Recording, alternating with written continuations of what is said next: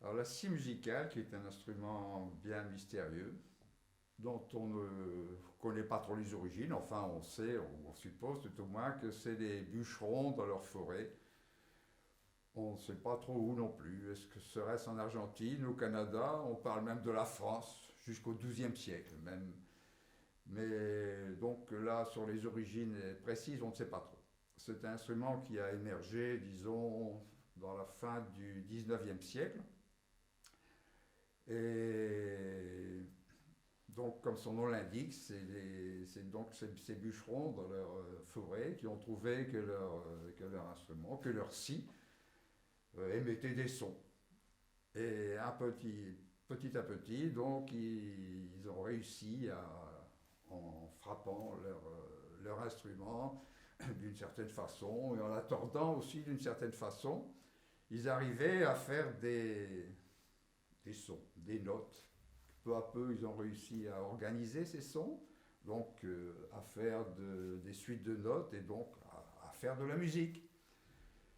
Donc pour bien vous prouver que la scie est l'origine de cet instrument, je vous ai ramené ici une petite scie égoïne.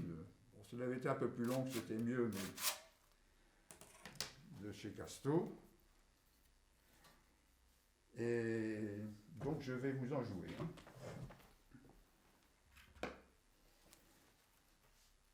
Donc le tournevis n'est pas indispensable, mais il est pratique pour les doigts. Donc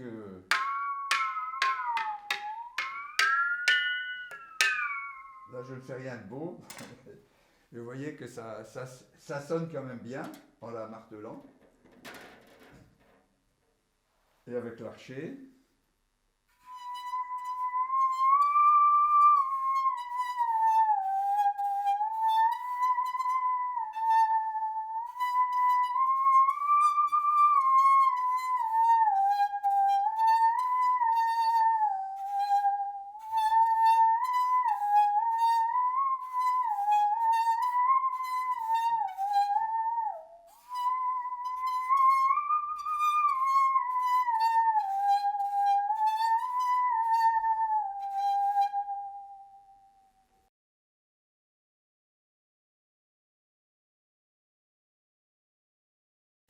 Comment ça fonctionne exactement?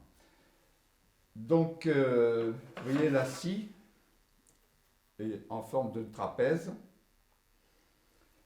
C'est pour ça que je vous ai amené un petit xylophone ici. Bon, vous connaissez tout ça, hein, avec des lames sonores, avec des lames vibrantes. Hein. Donc,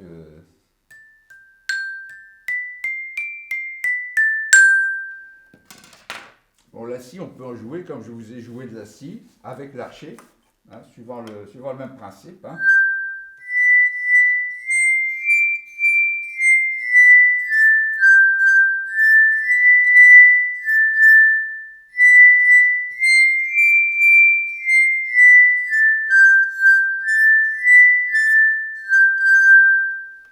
Bon, c'était juste pour vous montrer la similitude des deux instruments. Maintenant, je vais quand même vous prendre cet instrument plus moderne, à qui on a enlevé les dents, toujours pour vous expliquer le principe. Donc, c'est un instrument qui fonctionne tout à fait comme le xylophone, dont les lames seraient infiniment minces et soudées les unes aux autres.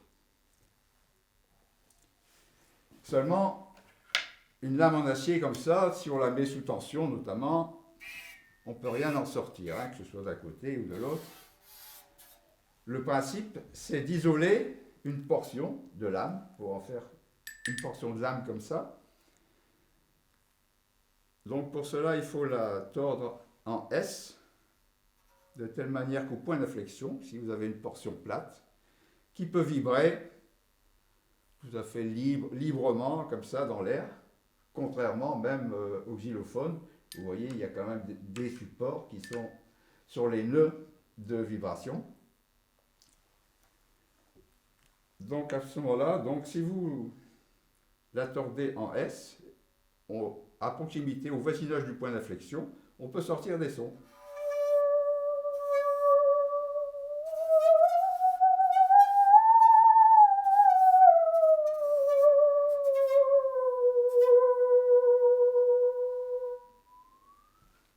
Donc pour faire jouer des airs de musique, il va falloir déplacer ce point d'inflexion depuis les notes les plus graves, c'est-à-dire vers les parties les plus larges,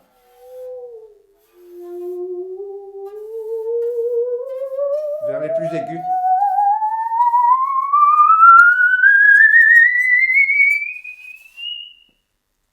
Vous voyez.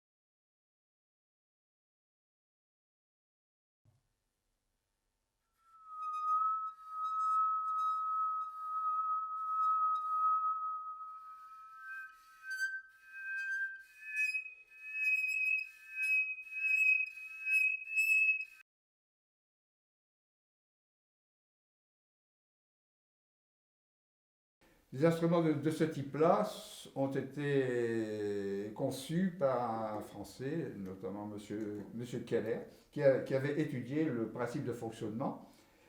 Et donc, on a enlevé les dents.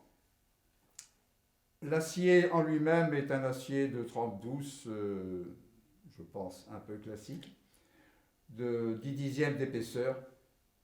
Ça doit être la règle générale, même pour les scies du commerce. Par contre, le sens de la découpe a beaucoup d'influence sur la sonorité.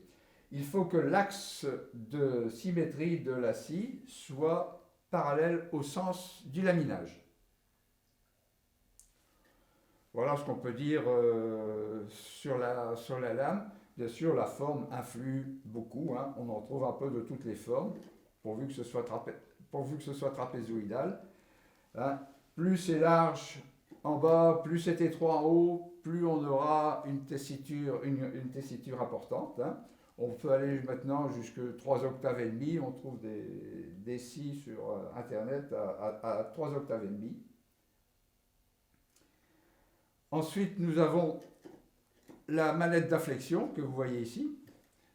Hein. Elle n'est pas indispensable. On peut très bien tordre la scie avec la main, mais la manette facilite grandement la torsion de la scie. Bon, il suffit de laisser pratiquement le poids du bras sur la manette pour que la torsion soit bonne. Elle influe également sur la précision de la note qu'on veut obtenir, bien sûr. Hein. Donc c'est beaucoup plus facile avec la manette. Bon, ça, la crosse, il n'y a rien à dire, c'est pour le maintenir entre les jambes.